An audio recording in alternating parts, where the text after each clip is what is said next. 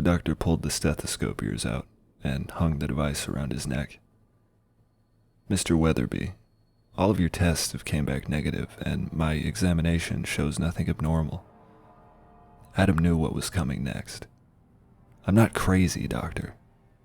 The doctor turned and said, I'm sorry, son, but there is no physical reason for why you occasionally lose control of your hands.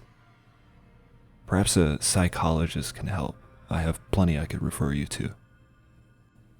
I don't need therapy, I need answers. They seem to have a life all of their own, capable of complex movements and actions, doing task-specific things as if they had goals or a mission to complete. I can't hold a job, I'm under investigation for assault, and I almost killed my neighbor. This can't go on. I'll try anything at this point. The doctor gave him some options to ponder. After 2 weeks on a new medication, Adam saw no progress and grew increasingly depressed. He'd struck his wife one day after she came home from work, and she'd served him divorce papers in one of the following days. He was convinced that, despite what the doctors had said, it was not a psychological problem.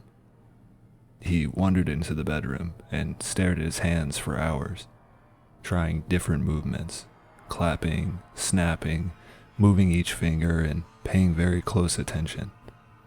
But every movement was voluntary. Nothing seemed off at all, not even a micro movement.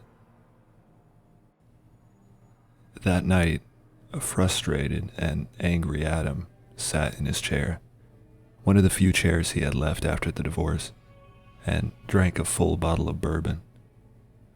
Drunk and hopeless, he stumbled into the garage where he started his table saw.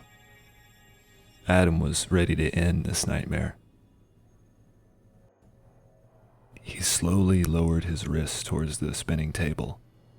Screams filled the small garage as his blood levels relinquished. Detective Armstrong entered the garage where several members of the forensics team stood over the blood-soaked body. So what do we got? He asked, taking in the blood-polluted scene. This is a weird one, Detective. How so? Take a look at the body. He apparently chopped off his hands with the table saw and bled to death. Armstrong knelt down. Just looks like a drunk accident to me, peering over the toppled bourbon bottle. Well, that's just it, sir. It's not the cause of death that's so strange. But we can't seem to find his hands anywhere.